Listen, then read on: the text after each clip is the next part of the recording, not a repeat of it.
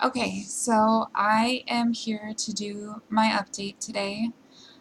Um, some of you may have seen me do an update earlier today, and I didn't realize until very recently that no sound had been recorded.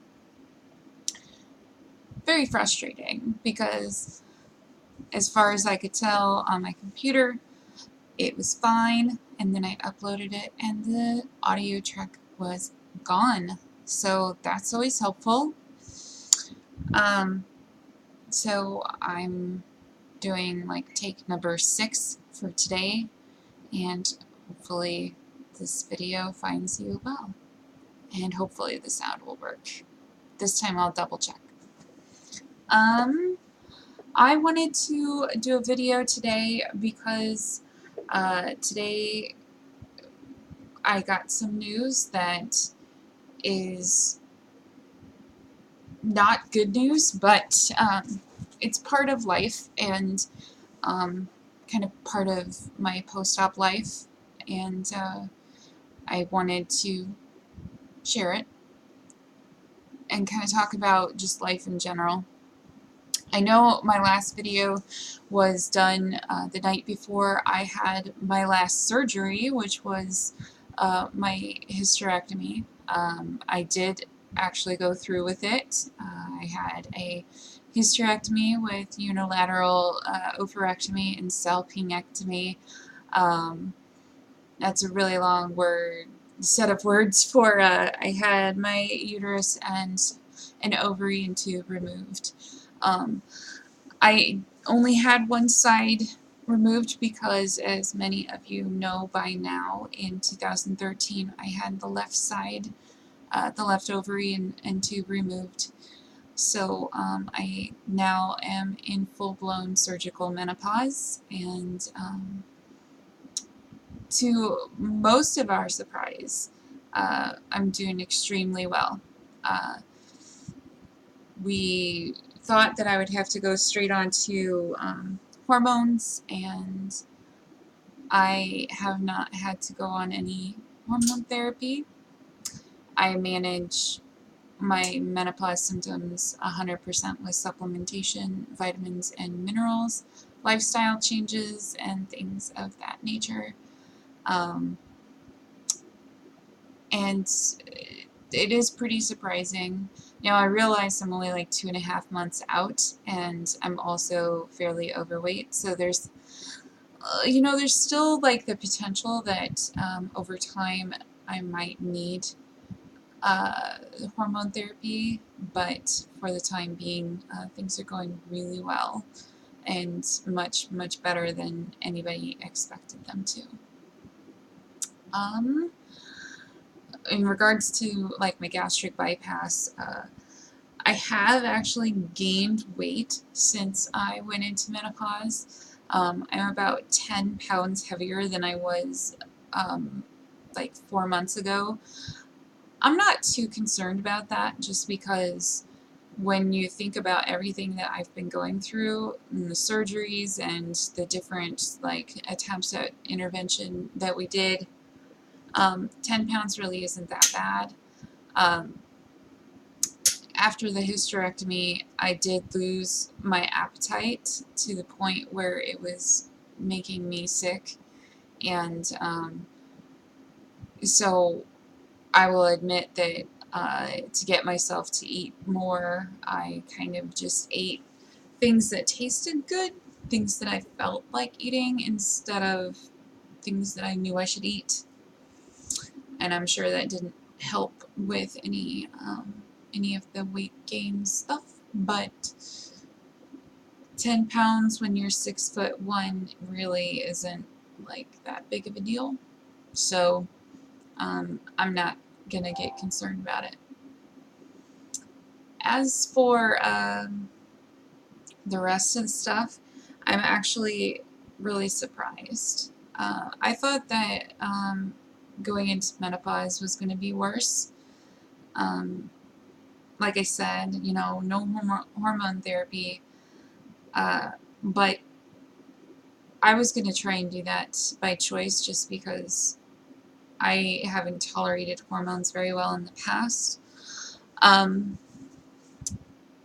What I've found since my last surgery, the hysterectomy, is that things like my fibromyalgia pain control has gotten a lot easier. So my daily pain level is like half what it used to be, which supports my assumption or my thought process in the sense that I thought that my fibromyalgia was hormone responsive, and it seems to be the case.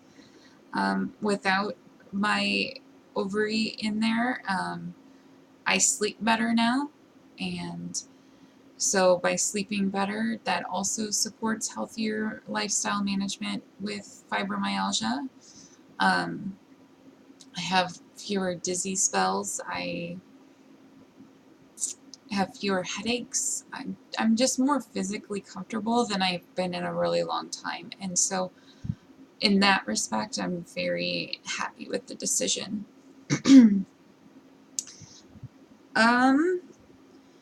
I also think that the decision was good for just life in general.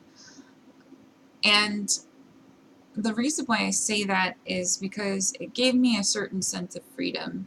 Like when my partner and I and my family and my, the few friends that I kind of let weigh in on the decision, when we all kind of sat down and talked about it, and I decided that it was okay for me to not have children, at least not biological children. It kind of took like weight off of my shoulders, and it took a certain level of like social expectation out of my life, which is, I'm 35, so I'm at that point where if I'm going to have kids, I got to have them now. And I just really didn't like that feeling. I didn't like the feeling of pressure. I didn't like other people asking about it, or being concerned about my procreation. And so kind of gaining the support and permission from my partner and my parents and other people that I care about the opinions of. I mean, they didn't make the decision for me, but, having those conversations and having their support really helped me. And now that I'm on the other side, I just feel so relieved because I know like I can enjoy my life and I don't have to worry about waking up and finding a accidental pregnancy. I don't have to worry about the idea that like after my first surgery in 2013, when they removed the first ovary, I did have concerns that if I ever did get pregnant, that like my body would not be able to handle it. I've had doctors tell me that because of the condition of my lower spine, that I may not be able to walk after being pregnant. And I didn't want to ever be in the position where I had to make the choice to terminate just so that I would be able to maintain a certain level of comfortable life for myself. And so it kind of took a lot of these like things that I was worried about, concerned about, or low-key anticipating I might have to deal with someday off the table. And that meant that the energy could go somewhere else. So that energy has gone towards my relationship and my career. And I can say in the last couple of months, my relationship has improved a lot. And I think that sharing these decisions with my partner has brought us closer together and has opened up the opportunity for me to build a sense of trust and reciprocated love in my life that I've not had before. And I think that the reason that I feel that way is because I know that he's with me for me, and like not because like I can give him kids, and not because I can do any of that kind of stuff. Like he is with me because it's me. And um, and I have that sense of comfort in that respect, and I think that's kind of invaluable for me, especially after living a life where, uh, you know, a lot of the messages that I received from the people around me was that I was worthless and not going to ever find anybody who would want me. Which leads me to the reason why I'm making this video today. Over the last couple of weeks, I have been up for consideration for a job that would have been life-changing. And for those of you who do not know, I work in the user experience design field, and I work as a creative writer within UX design. I focus on IVR and SMS interactions. I design conversational interactions, and if you're in the industry, you know what I'm talking about. So I had the opportunity to interview with a great company for an amazing opportunity, and I didn't make it. I didn't get the job. I was in the final rounds and I didn't get the job. And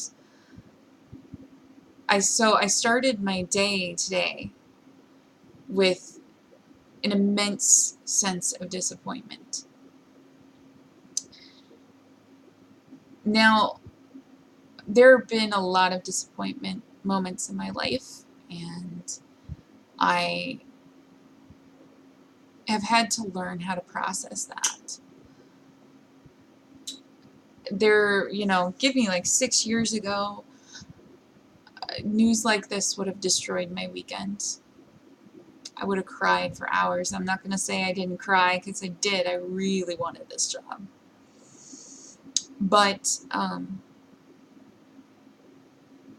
I told my partner, and I told my dad, and told a couple of people that knew that I was up for this job that they had made the decision, and that decision was not me. And all I really got from those conversations was reminders of how different life is now. Reminders of this was just the first jump into the pool. This was my first try at something bigger than just what I could possibly find on my own. This was the first time I got to the final rounds. This is the first time a recruiter took me to the table ever, and I almost got the job. So I'm really proud of that. And so I decided that I was just going to kind of commemorate that. Instead of focusing on all the things that suck about those moments, I wanted to focus on how good it is. And life is just getting better and better right now. There's definitely things that I would like to see get better and improve. I want to advance my career. I do not want to stay where I'm at. I need something more. I want to build a family life with my partner. I want to make some people proud. I want to do something more than what I'm doing. I almost feel like I'm just running stasis, but right now, maybe it's okay, because there's been a lot of stuff going on recently. And right now, I at least get to experience what it's like to have reciprocal love. Because and I've talked to a few people about it, and I feel like I just keep talking about it, but it's kind of crazy to think about, like, to have gone through, 30 plus years of your life and think that you've been in love and think that you've had people love you, and then you get to this place where you're experiencing something completely different, and it kind of takes you aback, takes you by surprise. It scares the crap out of you, but it makes you very excited at the same time. And I just really like where my life is right now, and I feel like I tell these stories and make these chapters available so that, like, I can come back in the future and see where I was, see what I was talking about. Anyway, one of the things I wanted to offer with this video is one of the things that I've noticed over the course of time, being in my place where, I made the decision for surgical menopause and didn't have children, is that there's not a lot of support out there for women in my situation. So I created a Facebook support group for women, and another Facebook support group for women's families, so that family members can express their frustrations and ask questions of a couple of us, like myself and a couple of my friends. We're handling the family group to help answer questions, and then we're also helping with this support group for women in the same situation, so that you got a place that you can talk and find support and express your fears and worries and successes. So those groups, they are called SPADE, SPADE. The links will be in the description of this video, and I really hope you'll join us. I'm looking forward to the near future and hopefully the continued growth of my career and the development of my family, and I really hope I get to share it with all of you as well. So, I'm going to stop talking now, but if you have any questions, let me know. You should follow me on Facebook, because I do share I share lots of information about, like, the supplements and things that I use to manage my surgical menopause. And so if you need any recommendations, I'm happy to share those as well. So yeah, I will talk to you guys later. Be good to yourselves, do something nice for someone else, and I will talk to you soon. Bye.